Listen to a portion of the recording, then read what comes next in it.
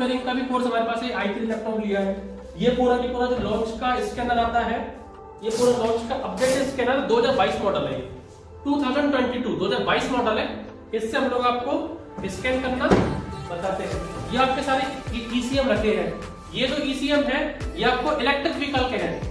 मैं आपको ECM repair करना सिखाऊंगा तो पेट्रोल कार के जैसे इलेक्ट्रिक कार के भी, इलेक्ट्रिक बाइक कार आती है हीरो की, ओला की, अदर की, ये उनकी ईसीएम है किसके? इलेक्ट्रिक व्हीकल के। ये कैसे रिपेयर, मारुति हो चाहे मर्सिडीज हो, हर गाड़ी का ईसीएम रिपेयर करना सिखाऊंगा आपको। सिर्फ हुंडई मारुति तक नहीं, मर्सिडीज तक, ऑडी तक, बीएमडब्ल्यू, जो गाड़ी का ईसीएम चाहिए ना वो ईसीएम गाड़ी हमारे पास खड़ी है। गाड़ी में से निकलवाऊंगा, लगवाऊंगा, टेस्ट करवाऊंगा, स्टार्ट करवाऊंगा। ये क्रैंक सेंसर है, ये क्रैंक सेंसर है। ये अंदर तक खोल के बताते हैं सेंसर्स को, आपको दिख रहा हो वो, लेकिन वो खोलना नहीं चाहते। हमें तो सब ईसीएम रिपेयरिंग करवा दो, हमें वायरिंग करवा दो, हमें स्कैनिंग करवा दो। ये पूरा सेटअप पीछे पड़ा हुआ देखा। इससे आने से पहले, वायरिंग करने से पहले मल्टीमीटर चलाना तो सीख लो। 5 को स्किप करके BS6 को डायरेक्ट लॉन्च कर दिया। BS4 आई थी, BS6 आई थी, BS1 आई थी। हाथ काले नहीं करना चाहता वो बोल रहा सर ये कैम सेंसर कहाँ लगेगा, बस मुझे यही देखना। अरे भैया ये गाड़ी में कहाँ पर लग रहा है ये तो पता करो आप। तो मेरे लिए छोड़, जैसे आप एंड्रॉइड फोन चलाते हो वैसे स्कैनर। वापस से आपका स्वागत है हमारे नए YouTube वीडियो में। आज का वीडियो होने वाला है हमारा BS6 और यूरो टेक्नोलॉजी पे। बहुत से लोगों को सिर्फ ये भूत सवाल है BS6, लेकिन वो जानना नहीं चाहते BS6 होती क्या है, BS6 की फुल फॉर्म क्या होती है, BS1 क्या है, BS2 क्या है, BS3 क्या है, BS5 क्यों नहीं आया, BS6 क्यों आ गया, BS6 के बाद अब क्या आने वाला है। फ्यूल इंजेक्टर को लगता है फ्यूल इंजेक्टर बहुत बड़ी तोप हो गई कोई, कि यार अब बाइक में कार्बोरेटर नहीं आ रहा, फ्यूल इंजेक्टर आ रहा है, टंकी में टी नहीं आ रही, पंप आ रहा है। 2006 में, आज से 16 साल पहले, कितने साल पहले, 16 साल पहले नॉर्मल बाइक आती थी, हीरो होंडा ग्लैमर। कौन सी गाड़ी? Hero Honda glamour. उसमें भी फ्यूल इंजेक्टर था ग्लैमर में। आज से मैं 16 साल पुरानी बात बता रहा हूं आपको। नॉर्मल गाड़ी है स्प्लेंडर की तरह, हीरो होंडा ग्लैमर। 2006 में से इंजेक्टर आने लग गए। 2003, आज से लगभग 19 साल पहले इंजेक्टर आने लग गए। पल्सर जो आता आपका 220, उसके पीछे लिखा रहता है FI 220F। बहुत से बैग F लिखता है, बहुत से गाड़ी में FI। 2008, आज से लगभग 14 साल पहले फ्यूल इंजेक्टर किसमें आता था? पल्सर 220।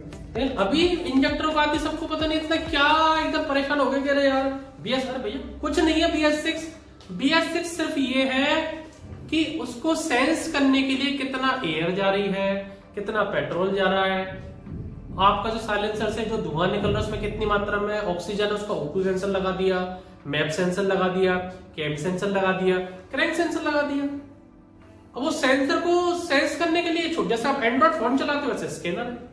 अब उसमें इतनी परेशानी वाली बात क्या आ गई? BS6 अरे बहुत सिंपल है। मेरे पास बहुत सारे क्वेरी करते हैं, सर BS6 आप करवा दें क्या?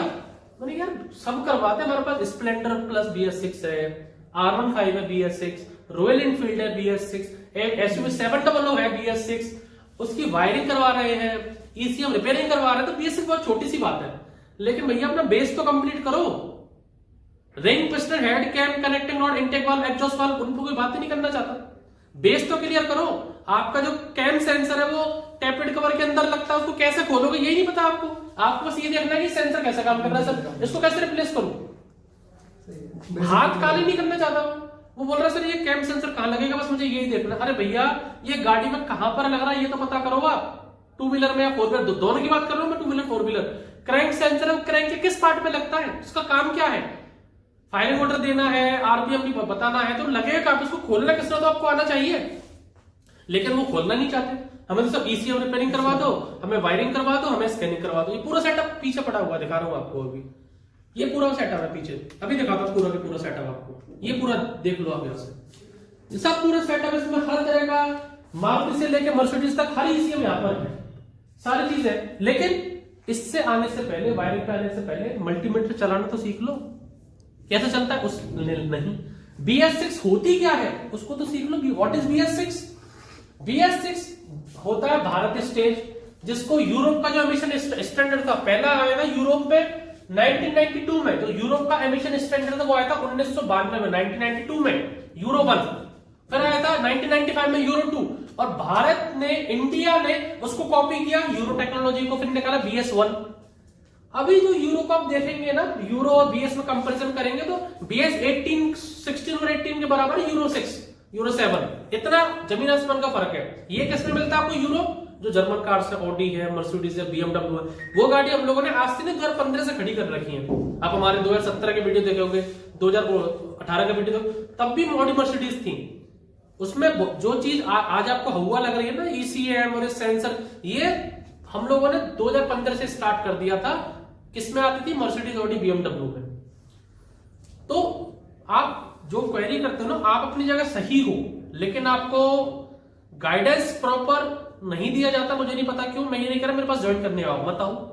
आपको अच्छा लगे तभी आना। आपका पैसा है, कोई लोग लोन लेके आता है, कोई लोग किसी से उधार लेके आता है, किसी का गरीब परिवार इतने आते हैं मेरे पास, कोई बोलता है सर आप किसी से उधारी कर्ज पे लेके, मैंने भैया फ्री में कर लो, कर्जा लेके मत आओ। आपको मैकेनिक बनना है तो पहले मैकेनिक बनने का स्टेज सीखो। डायरेक्ट BS6 पे सीख गए, मार्केट में 100 गाड़ियों में से ना सिर्फ 80 गाड़ी BS4 BS3 है, 20 गाड़ी दिखेंगी आपको BS6। आप अगर दुकान सर्विस सेंटर खोल के बैठ गए, हम लोग BS6 कब आया है? अप्रैल 2020 में, 2 साल हुए हैं अप्रोक्स। 2 साल में आपका कंपनी वारंटी आपको देती है 3 से 5 साल की बाइक पे। कौन सी गाड़ी रिपेयर होने आएगी आपके पास अभी? BS6। इंजन खुलने के लिए सिर्फ क्या आएगी? स्कैनिंग के लिए। सेंसर खराब है, सेंसर आपको 500-400 का सेंसर मिल जाता है। कौन पता लगाएगा? स्कैनर पता लगाएगा। एक वीडियो हम लोग या तो उससे पहले डालेंगे, इसके बाद डालेंगे स्कैनिंग का। जो हमारे रॉयल इनफील्ड है BS6, स्प्लेंडर है BS6, R15 है BS6, उनका पूरा कैसे उसको क्लीन करना है, इंजेक्टर को कैसे, ECM को क्लीन करना है, कैसे उसकी वायरिंग करनी है, कैसे हमको स्कैनर में देखना, सब चीज हमारे पास है। लेकिन पहले BS3 BS4 भी आपको सीखना पड़ेगा। सिर्फ BS6 का दिमाग में मत बैठाओ, जिसने बैठा दिया उसको निकाल दो कि BS6, ये BS7 आ जाएगा थोड़ी देर बाद। बेस आपको कंप्लीट है ना, बेस की यार ये टाइमिंग चलती है। इनलेट एग्जॉस्ट, आपका जो 4 स्ट्रोक होते हैं, इनलेट हो गया, कंप्रेशन हो गया, कंबशन हो गया, एग्जॉस्ट हो गया, फायरिंग आपका चलता है 1-3-4-2 या 1-3-4-2। BS6 को लोग क्या समझते हैं कि सिर्फ ये पॉल्यूशन कम करता है। ये सेफ्टी भी, स्टैंडर्ड भी आते हैं सेफ्टी के। पहले आप लोअर क्लास गाड़ी लोगे तो उसमें एयरबैग नहीं आते थे, अब एयरबैग कंपलसरी कर दिए। नितिन गडकरी जी ने 2020-22 में बोला है कि अब 6 एयरबैग कंपलसरी रहेंगे, वो सेफ्टी है। जो रोड एक्सीडेंट होता है, रोड एक्सीडेंट में मौतें होती है, तो उसमें देखा जाता है कितना प्रॉब्लम हमारे उससे आ रहा है, किससे? रोड एक्सीडेंट से। तो किसकी वजह से मर रहे थे? सेफ्टी। 5 साल पहले, आज से पहले कौन जानता था कि ये 1 स्टार क्रैश रेटिंग है या 5 स्टार क्रैश रेटिंग है? आज लोग देखते हैं कि स्विफ्ट में देखो 0 स्टार, महिंद्रा की XUV 700 है, स्कॉर्पियो एनएस 5 स्टार। तो आप लोग अभी सेंसिटिव होते जा रहे हो किस चीज को लेके? सेफ्टी को लेके। वो सेफ्टी किसने दी हुई है? BS स्टैंडर्ड ने। आप लोग अभी क्या सोचते हो? सिर्फ और सिर्फ BS6 का मतलब इंजेक्टर लग रहा है, कैम सेंसर लग रहा है, क्रैंक सेंसर है। कैम सेंसर, क्रैंक सेंसर 2003 से आ रहा है, 2003, 19-20 साल पहले से आ रहा है कैम सेंसर, क्रैंक सेंसर। लेकिन BS6 का इतना हवा बना दिया है। DF डालते हैं, डीजल एग्जॉस्ट फ्लूइड है, यूरिया वाटर का मिक्सचर है, वो डीजल में जाता है, पेट्रोल में क्यों नहीं जाता? है ही नहीं पेट्रोल में। सिर्फ हमको जो धुआं, जो पेट्रोल डीजल अंदर जा रहा है, उसको प्रॉपर हमको ब्लास्ट करना है, जिससे कम से कम मात्रा में NO2 H2O पॉल्यूशन बाहर निकले। ये तो सिर्फ एक पार्ट है BS6 का। उसके अलावा जो एयरबैग सिस्टम है वो कौन सिखाएगा आपको? BS6 के कोई नहीं सिखाता। कोई इंस्टीट्यूट वाला नहीं बताएगा कि एयरबैग भी कंपलसरी होती है BS6 में। व्हाइट जो DRL हेडलाइट जलती है वो क्यों जलती है? कोई नहीं सिखाएगा। वो आपको पॉइंट में ही डालेंगे, अरे BS6 आ गया। ये सब रिपेयर करना सीखो, बाकी जो चीजें वो कौन देखेगा? तो मेरे दोस्तों, आप अगर वर्कशॉप खोलने बैठोगे तो 2 साल पुराने व्हीकल आपके पास ज्यादा आएंगे कि 5 साल पुराने व्हीकल ज्यादा आएंगे? खुद ही बताओ इस बात का आंसर। तो BS3 BS4 भी कंपलसरी है, BS6 20% आएगा। मैं ये नहीं कह रहा हम लोग आपको करवा लीजिए BS6, सब कुछ करवा रहे हैं, सारा सेटअप हमारे पास है BS6 का। वायरिंग लो, ECM लो, इंजेक्टर लो, की कोटिंग लो, की टैग लो, जो भी अकड़म झकड़म होता है सब हमारे पास अवेलेबल है, वो भी करवाते हैं हम लोग। लेकिन उससे पहले ये समझो कि भैया ये BS6 चीजें क्या है। BS6 अलग से ऑक्सिलरी है, अलग से सेंसर्स है, अलग से एक्चुएटर है, सेंस करने के लिए है कि हमारी बॉडी प्रॉपर काम कर रही है नहीं कर रही है। उसमें जो हमारा वेंटिलेटर में लगाता है ऑक्सीजन सेंसर, भैया ठीक से ऑक्सीजन ले रहे हो क्या, भैया ठीक से छोड़ रहे हो क्या, ऑक्सीजन आराम से जा रही है क्या, वो जो बाहर की चीजें लगाई है ना, that is called BS6 technology. अब आप बॉडी को तो भूल गए आप, बस फिजिकल काम कम कर दिया। ये बॉडी है, सब पानी नहीं जा रहा, खाना नहीं खा रहे, इस बॉडी को आप भूल गए। आप किस पे फोकस कर रहे हो? बॉडी को चेक करने के लिए। अरे कितना भी टेस्टिंग कर लो, जब तो बॉडी सही नहीं है तो वो सेंसर क्या करेंगे आपके? कैम सेंसर ने बताया कि कैम प्रॉपर नहीं घूम रही, तो कैम चेंज भी तो करना आपको आना चाहिए, क्रैंक चेंज भी तो करना आपको आना चाहिए। तो देखिए ज्यादा वीडियो लंबा नहीं करते, सर आपको बताइए BS टेक्नोलॉजी क्या है, आप करें। BS7 आएगा वो भी हम लोग लाएंगे, BS8 आएगा वो भी हम लोग लाएंगे, लेकिन फाउंडेशन को मजबूत करके चलो। आप कहीं भी वर्कशॉप खोलो, स्टार्टअप खोलो, कहीं किसी कंपनी में बोलो तो ऐसे बोलो कि बोलेंगे यार इसको हर चीज की नॉलेज है। BS1 बना दो, 2 बना दो, 3 बना दो, 7 बना दो, 8 बना दो, और आने वाला 2025 में कौन सी गाड़ी आने वाली वो भी गिना दो। That is a pure knowledge. सिर्फ एक छोटे से कुएं के मेंढक मत बनो सिर्फ BS6 को लेके। BS1 बहुत बड़ा है, BS2 बहुत बड़ा है। मार्केट में 2010 मॉडल गाड़ी आपके घर में भी होंगी, कोई 13 मॉडल होगी, 14 मॉडल होगी, 15, आप इसको स्क्रैप कर दोगे क्या? उनको भी रिपेयर करना सीखो, रिपेयर करने आएंगे। और जो BS6 के लिए जो ECM रिपेयरिंग का कोर्स किया उसका भी सेटअप मैं आपको दिखाता हूँ। ये हमारा एक, देखो ये चीज वैसे दिखाने की नहीं होती है, लैपटॉप है ये सब हर किसी के पास है, लेकिन मैं इसलिए दिखा रहा हूँ कि ECM रिपेयरिंग का भी कोर्स हमारे पास है। i3 लैपटॉप लिया है, ये पूरा की पूरा जो लॉन्च का स्कैनर आता है, ये पूरा लॉन्च का अपडेटेड स्कैनर 2022 मॉडल है, 2022 मॉडल है। इससे हम लोग आपको स्कैन करना बताते हैं। ये आपके सारे ये ECM रखे हैं। ये जो ECM है ये आपको इलेक्ट्रिक व्हीकल के हैं। मैं आपको ECM रिपेयर करना सिखाऊंगा जो पेट्रोल कार के, इलेक्ट्रिक कार के भी, इलेक्ट्रिक बाइक कार आती है, हीरो की, ओला की, अदर की, ये उनकी ECM है। किसके? इलेक्ट्रिक व्हीकल के। ये कैसे रिपेयर होगा ये भी मैं आपको सिखाऊंगा। चाहे मारुति हो चाहे मर्सिडीज हो, हर गाड़ी का ECM रिपेयर करना सिखाऊंगा आपको। सिर्फ हुंडई मारुति तक नहीं, मर्सिडीज तक, ऑडी तक, BMW, जो गाड़ी का ECM चाहिए ना वो ECM गाड़ी हमारे पास खड़ी है। गाड़ी में से निकलवाऊंगा, लगवाऊंगा, टेस्ट करवाऊंगा, स्टार्ट करवाऊंगा। अब मुझे ये बताओ, ये ECM का अंदर का पार्ट है, इसमें क्या भूत है?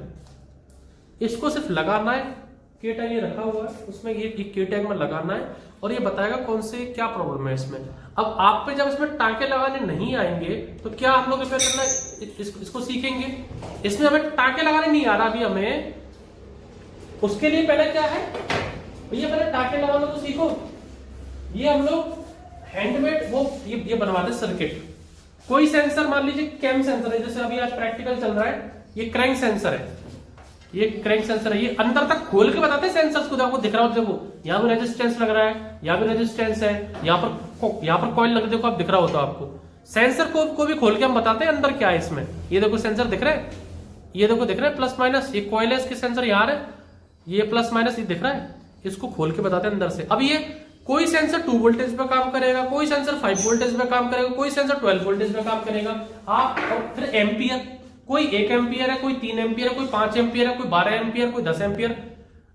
पावर सप्लाई बनाना भी सिखाते हैं आपको हैंडमेड। ये रेजिस्टेंस लग रहे हैं, कैपेसिटर लग रहे हैं, टांके कैसे लगाना है, 220 में इनपुट जाएगा, 5 वोल्ट कैसे निकालना है, 12 वोल्टेज गया 2 वोल्ट कैसे निकालना है, ये बनाना सिखाते हैं। ECM को रिपेयर करना सिखाते हैं। हर तरह की मशीनरी अवेलेबल है, चाहे आपको की कोडिंग सीखनी हो, ECM रिपेयरिंग सीखनी हो, जो गाड़ी में इलेक्ट्रॉनिक थ्रॉटल आते हैं वो आपका सीखना हो, सारी चीज हमारे पास अवेलेबल है।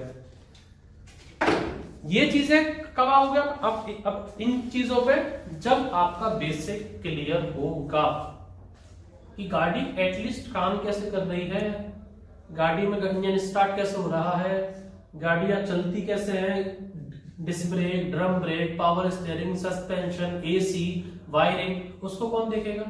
आपने ECM रिपेयरिंग सिर्फ सीख लिया, सिर्फ ECM रिपेयरिंग, लेकिन आप अगर दुकान लेके बैठ गए ECM रिपेयरिंग की, ये चिप है, ये टीवी वाले वो भी रख लेते हैं इनको, चिप्स को वो भी रिपेयर कर देंगे इनको। उनको थोड़ा सा ट्रेनिंग दे दी जाए, ये ECMS पे IC चेक करो, ये करो, वो भी कर देंगे। इतनी बड़ी बड़ी कार है, हम लोग 10 तो इंजन करवाते हैं, 10 वो कार करवाते हैं। मारुति खुलवा रहे हैं, अपना हुंडई खुलवा रहे हैं, मर्सिडीज खुलवा रहे हैं, फोर्ड खुलवा रहे हैं, 10 से 15 गाड़ियों के इंजन करवा रहे हैं। Disc brake, drum brake, power steering, suspension, AC, wiring, ECM, scanning, सब कुछ का कितना रहता है? 60,000 कार का। और एक सिर्फ छोटी सी चिप को रिपेयर करने का 60,000 सही करने के, सिर्फ सही करने के। तो हम मतलब सेंटर बंद करते हैं अपना दुकान खोल, मतलब लोग इतने पागल हो रहे हैं इसको रिपेयर करने के लिए। इसको खोल के बैठ गए, BS6 जो गाड़ी आ रही है 5-5 साल कंपनी वारंटी दी है, कहाँ खराब होगा ये? सही है। आप अगर बाहर वर्कशॉप खोल के बैठेंगे, चाहे बाइक का खोले चाहे कार का खोले, रिपेयर होने के आपके पास आएगा सिर्फ ECM, या फिर किसी का क्लच प्लेट खराब हो गया, किसी की वायरिंग खराब हो गई, किसी की ब्रेक काम नहीं कर रही, किसी को गाड़ी की सर्विस कराने, उसमें ज्यादा पैसा है, सिर्फ इसमें ज्यादा पैसा है, और हम दोनों करवाते हैं। लेकिन पहले क्या नॉलेज कंपलसरी है? पूरी गाड़ी की नॉलेज आपको होनी चाहिए, पूरी गाड़ी रन कैसे होती है, रिपेयर कैसे होती है, ठीक कैसे होती है, पहले वो नॉलेज लो, उसके बाद आप इस पे आओ। चाहे आप 2 व्हीलर वाले हैं, उनको भी हम लोग बताएंगे सारे सेंसर रिपेयर ठीक कैसे होते हैं, चेक कैसे करते हैं, टेस्ट कैसे करते हैं। 4 व्हीलर वाले हैं, उनके लिए कोर्स अलग से है आपके पास, ECM रिपेयरिंग का सिर्फ 30,000 है, 60,000 नहीं है बाकी लोग की तरह। और दोनों कोर्स करो तो और डिस्काउंट देते हैं। इसमें ये हॉट गन है, इसको मेरे को आईसी मेरे को निकालनी है, ये आईसी निकाली, दूसरी आईसी लगा दी, और ये जो किट है इसने मेरे को चेक करके मेरे को बता दिया, हाँ ECM रिपेयर हो गया। अब ये कोडिंग कर लूं, कुछ भी कर लूं, गाड़ी ला के स्टार्ट। इसमें क्या है 60,000 रुपए देने वाला, समझ में नहीं आती मेरे को। बस बवाल बना रखा है लोगों ये ने। 2001 से आ रहा है। सबसे पहले ये आया था आपका जो दाइवू की आती थी मटीस, दाइवू को मटीस, और एक ओपन एक्स्ट्रा। 2001 से आ रहा है ECM, लेकिन 2001 से कोई बात ही नहीं करता। 2020 से इतना हुआ बैठा दिया कि ECM, वायरिंग, सेंसर, अरे भैया वो 20 साल से आ रहा है। तो पहले देखो, मैं अगर आपको ये बोलता कि मेरे पास सेटअप नहीं है इसलिए मैं बुराई कर रहा हूँ BS6 की, बुराई कर रहा हूँ ECM की, तो बात अलग थी, क्योंकि मेरे पास सारा सेटअप है।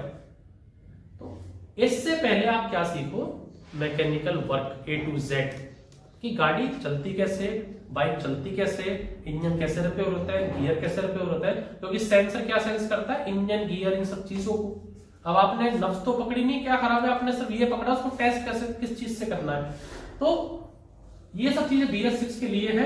ये जैसे ये आपको दिखाया था मैंने, ये तो कार के लिए है और ये BS6 के लिए है। अभी मैं लोकेश को बोलूंगा, अभी एक थोड़ा सा नीचे जाके जो एक हमारा BS6 की स्कैनिंग चल रहा है वो क्लिप डाल देंगे 1 मिनट की, कैसे BS6 करवाते हैं। ये BS6 बाइक का है, आप आएंगे आपको रॉयल एनफील्ड BS6 मिलेगी, R15 BS6 मिलेगी, स्प्लेंडर प्लस BS6 मिलेगी। 50 गाड़ी हमारे पास, जितना करना उतना स्कैन आप करते रहना। तो वीडियो को लंबा नहीं करता, और जिनको बुरा लगा हो, अच्छा लगा, आई डोंट नो, आपको अच्छा लगता है तो बाबू आइए, नहीं लगता तो मत आइए। आप अपना पैसा आपका है, टाइम आपका है, सब कुछ देखिए, सोचिए, समझिए। अगर कोई आपको 60,000 रुपए में 15 कार करवा सकता है, 10 से 12 टाइप के इंजन, 2 से 3 टाइप की कार 60,000 में, तो वहां ज्वाइन कर लो। अगर कोई 2 व्हीलर वाला आपको 10 से 12 टाइप के इंजन, 12 टाइप के इंजन, 3 टाइप की बाइक, मतलब 15 टाइप के बाइक और इंजन कोई 30,000 में करवा सकता है ना, 15 टाइप के, तो वहां ज्वाइन कर लो। उसके अलावा एडवांस बाइक की बात करें, royal Enfield, KTM, electric vehicle, petrol गाड़ी को इलेक्ट्रिक में कैसे हम लोग कन्वर्ट करें, पल्सर NS, R15, अगर इसको कोई 30,000 में करवा सकता है, मतलब बेसिक एडवांस 60,000 में सब कुछ करवा सकता है, तो वहां ज्वाइन कर लो। और इस सब को कोई अगर 25 से 30,000 में करवा सकता है ना, ECM रिपेयरिंग, की coding, immobiliser coding, A to Z, wiring को लेके, स्कैनिंग को लेके, ECM रिपेयरिंग को लेके कोई 25 से 30,000 में करवा सकता है, वहां ज्वाइन कर लो। मेरा काम है आपको बताना, भटकाना नहीं। ये चैनल इसलिए है कि सिर्फ अपनी वाहवाही करने के लिए नहीं है। मैं किसी स्टूडेंट की बुराई नहीं करता, सब अच्छा करते हैं, सब अपनी मेहनत कर रहे हैं, जिस पे जो बनता है वो करते हैं। हम कोई भगवान नहीं है, हम कोई इतना बड़ा कोई वो नहीं है, ऑडी मर्सिडीज की तरह नहीं है कि हम ही है बाकी सब पागल है। हम पे जो है, हम जो करवा रहे हैं बस वो हम लोग आपको ट्रांसपेरेंटली से दिखाना चाह रहे हैं। कोई अपनी फीस यूट्यूब में नहीं बताता, मैं आपको बताता हूँ कि ये फीस है। लोग बोलेंगे आप कॉल करो, जब आपको बताएंगे बड़ी बड़ी ज्ञान देंगे, वो मक्खन मलाई लगाएंगे, ये करेंगे वो करेंगे। एक मैडम बैठा करें, हमारे पास मैडम ही नहीं है कॉल करने के लिए। कोई हमारे पास आप में से कोई हमारे पास कोई कॉल करता है, किसी का नंबर ही नोट नहीं करते कि भैया आप क्यों नहीं आ रहे, आपने कॉल किया था, डिस्काउंट दे देंगे, आप आ जाओ। आप देखो, आप 10 जगह देखो, 10 जगह जाओ, 10 जगह देखो।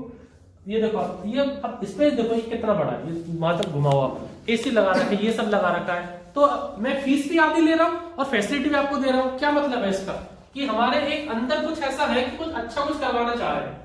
ये पूरा इतना बड़ा स्पेस में लोग ट्रेनिंग सेंटर पूरा बना देते हैं। ये पूरे स्पेस में हमारा ये पूरा स्पेस किसके लिए, सिर्फ और सिर्फ ECM स्कैनिंग और वायरिंग के लिए। तो जब वीडियो को लंबा नहीं करते ज्यादा, अंकुश सर अब वीडियो को लेकर देखे, अंकुश सर आपको बताने वाले बीएस टेक्नोलॉजी के बारे में। बीएस क्या था, यूरो 1 क्या था, यूरो 2 क्या था।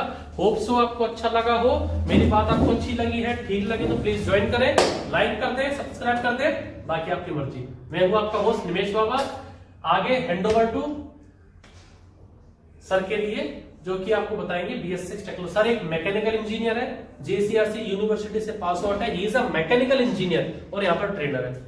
जो वीडियो बना रहे हैं इनका फोटो दिखा दो, ये लोकेश सर है, he is also mechanical engineer. ये भी हमारे मैकेनिकल इंजीनियर है, ऐसा नहीं है कि कोई मिस्त्री मैकेनिक है। सब हम लोग एक भाई की तरह, फैमिली की तरह रहते हैं और अच्छा से अच्छा आपको दिखाने की कोशिश करते हैं। Thank you so much, hand over to you. Hello दोस्तों, आज हम जानने वाले हैं बीएस और यूरो के बारे में। बीएस और यूरो है क्या? हम हमेशा सुनते हैं कि गाड़ियां हमारी चेंज हो रही है, जैसे कि BS4 आई थी, BS6 आई थी, BS1 आई थी, और अभी रिसेंट में ही BS6 अपने लॉन्च हो गई थी कोविड के जस्ट बाद में, या कोविड के साथ साथ ही बोला जाए ज्यादा अच्छा रहेगा, क्योंकि वो डिले हो गई थी कोविड की वजह से। तो बीएस और यूरो है क्या? यूरो एक्चुअल में यूरोप की एक एमिशन सोसाइटी है, यानी कि एक ऐसी संस्था है जो कि जो अपने एग्जॉस्ट से जो गैसेस निकलती है उनके ऊपर निरीक्षण करती है कि किस तरह की गैसेस हमारा इंजन दे रहा है, किस तरह की नहीं दे रहा है। उसके साथ साथ भी बाकी कई सारे चेंजेस होते हैं ऑटोमोबाइल में, हर एक सीरीज के साथ में, पर मेन रीजन होता है पोल्यूशन कंट्रोल करना वहां पे। तो ये हम तो सबको पता है कि हमारे पास में दो तरह के फ्यूल होते हैं, डीजल, पेट्रोल। अब पेट्रोल में अपन गैसोलीन का भी यूज करते हैं और गैसेस का भी यूज करते हैं, जैसे LPG एंड CNG। ये सारे फ्यूल्स क्या होते हैं, हमारे पास में बर्न होते हैं और हार्मफुल गैसेस बनाते हैं एटमॉस्फेयर के लिए और इंसानों के लिए भी। तो BS हमारे पास में भारत स्टेज है, इसका फुल फॉर्म भारत स्टेज होता है। तो भारत स्टेज से मतलब क्या है? भारत की कितनी स्टेजेस इंजन की आ चुकी है, यानी कि इंजन कितनी बार हमने डेवलप किया है इस पोल्यूशन को कंट्रोल करने के लिए। इसी तरीके से यूरोप में यूरो है। इसमें होता है कि हमारे पास में यूरोपियन एमिशन ऑर्गेनाइजेशन, जिससे कि क्या होता है, ये पता लगाता है कि कितनी हमारे पास में हार्मफुल गैसेज आ रही है और उनको किस तरीके से कंट्रोल किया जाए, किस तरीके से उनको बर्न किया जाए कि वो सही तरीके से हमारे एटमॉस्फेयर को ना नुकसान पहुंचाए और इंसानों को भी ना नुकसान पहुंचाए। तो इसके बाद अपना आता है BSEC और CPCB। इनका मतलब होता है कि भारत स्टेज एमिशन स्टैंडर्ड, और CPCB का मतलब होता है सेंट्रल पोल्यूशन कंट्रोल बोर्ड। ये दोनों हमारे पास भारत में मौजूद संस्थाएं हैं जो कि एमिशन के कंट्रोल पे ध्यान रखती है। भारत स्टेज एमिशन स्टैंडर्ड हमारे पास में इंजन की वेराइटीज है या फिर इंजन के मॉडल्स है, जैसे कि अपने अपग्रेड आ रहे हैं किसी भी एक ऐप के, उसी टाइप से हमारे इंजन के भी अपडेट होते हैं। वो कौन डिसाइड करता है? हमारा सेंट्रल पोल्यूशन कंट्रोल बोर्ड, जो कि पोल्यूशन पे कंट्रोल रखता है। इन्होंने ही सबसे पहले हमारे पास में BS की फॉर्म में इंजन की वेराइटीज निकाली थी। डिफरेंट नॉर्म जो कि हमारे भारत में लागू हुई थी, कब हुई थी, कैसे हुई थी? सबसे पहले हमारे पास में नॉर्म चालू हुई थी मास एमिशन नॉर्म, जो 1991 में हुई थी सिर्फ डीजल गाड़ियों के लिए। उसके बाद में हमारे पास में आई है mass emission norms for petrol vehicles, जो भी 1991 में ही लागू हो गई थी, क्योंकि दिल्ली एंड दूसरी सिटीज जो कि हो रही थी हमारे पास ज्यादा पोल्यूटेड हो रही थी 1991 के बाद से, तो उन्होंने हमारे पास नॉर्म्स निकाली जिनका फॉलो करना बहुत इंपॉर्टेंट हो गया था। इसके बाद में हमारे पास में आए कैटलिक कन्वर्टर्स, जो कि साइलेंसर के आगे लगाने वाले कन्वर्टर्स होते हैं, जो हार्मफुल गैसेस को नॉर्मल गैसेस में कन्वर्ट करते हैं, जिनमें यूरिया का यूज किया जाता है ताकि हमारे पास HC हो गई, HC को हम पानी में चेंज कर देते हैं H2O में, तो वो वेपर्स के रूप में निकलता है। इस तरह से नॉर्मलाइज किया जाता है हार्मफुल गैसेस को केमिकल की हेल्प में। कहाँ कहाँ सबसे पहले नॉर्म्स लागू हुई? दिल्ली, मुंबई, कोलकाता एंड चेन्नई, सबसे ज्यादा पोल्यूटेड सिटीज में से हमारे पास है। तो यहाँ पे सबसे पहले ये नॉर्म लागू हुई थी 1991 में एंड 1995 में।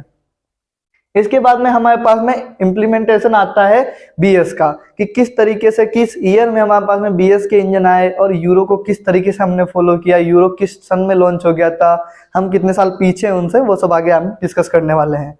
तो स्टार्टिंग में हमारे पास लॉन्च हुए थे 1991 से, जो मास एमिशन नॉर्म आई थी हमारे पास में उसके साथ में, और उससे बढ़ते हुए अपन अभी 2020 तक आए हैं।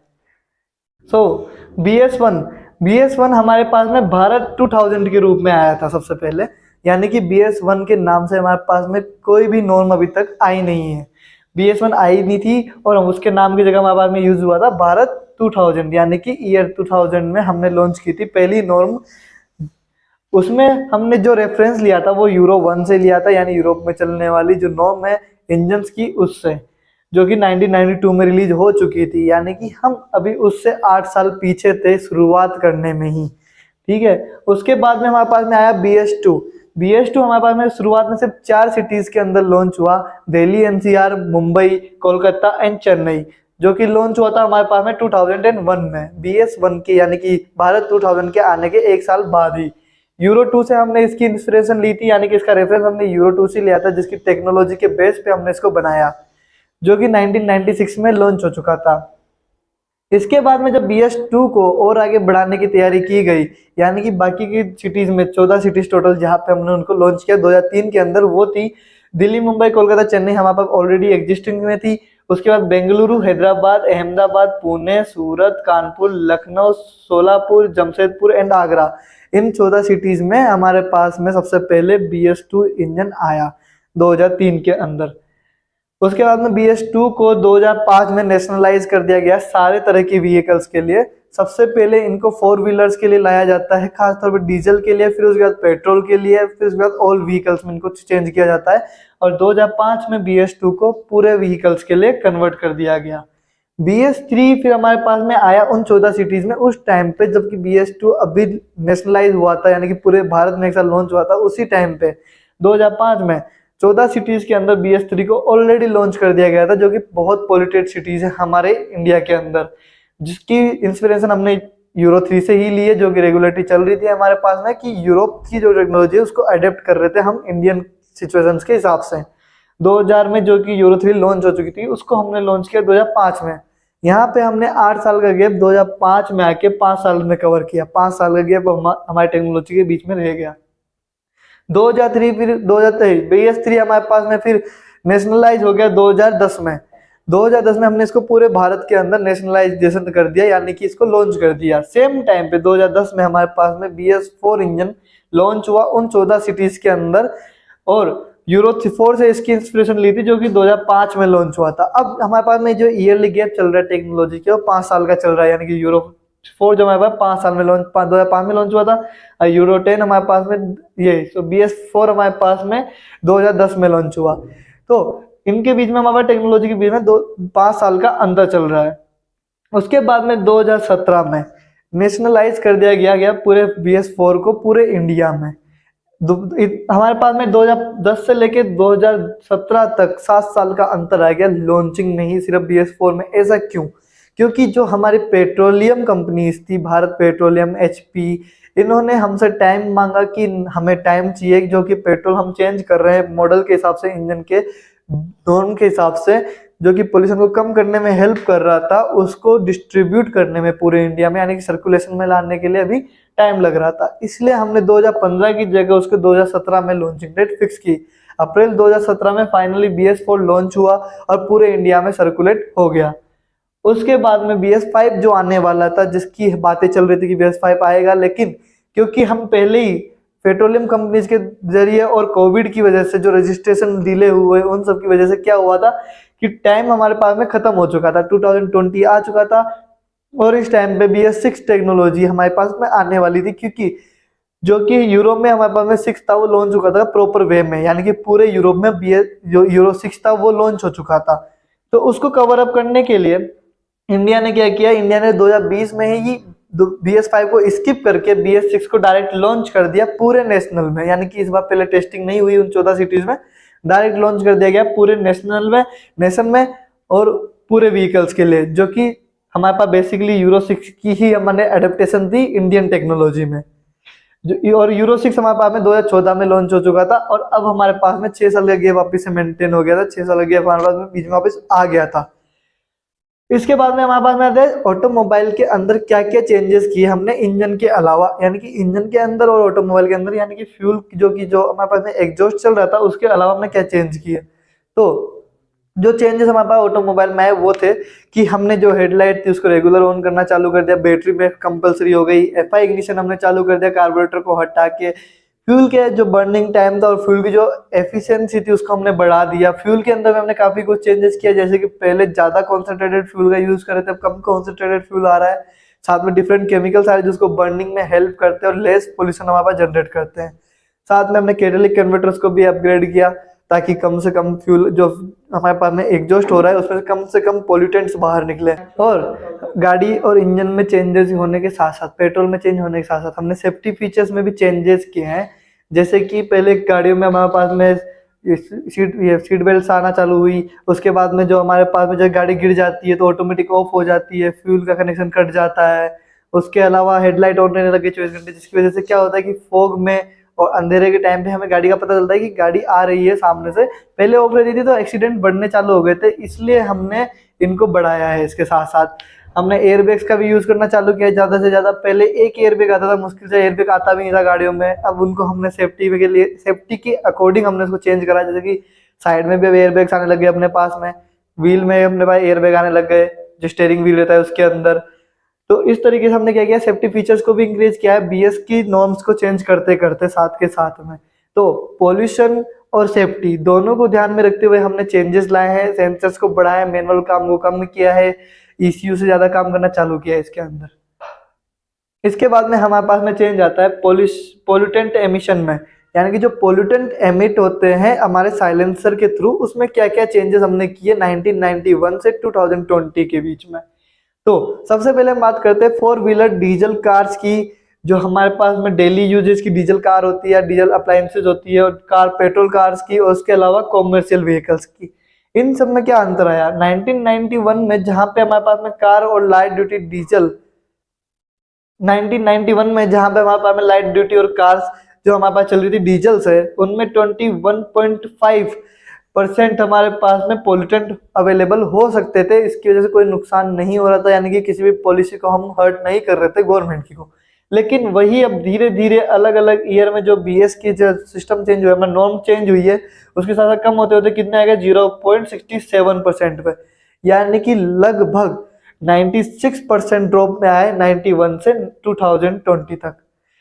इसी के साथ में पेट्रोल कार थी 16 से डायरेक्ट 1.16 पे आई है, और 36 से कॉमर्शियल अपने पास 2.7 पे आए हैं, यानी कि हर किसी में 95 to 96% की पोल्यूटेंट की कमी की है।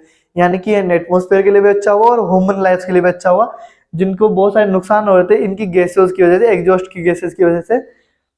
इसके बाद हमारे पास थे 2 व्हीलर कार के लिए, 2 व्हीलर बाइक के लिए सॉरी।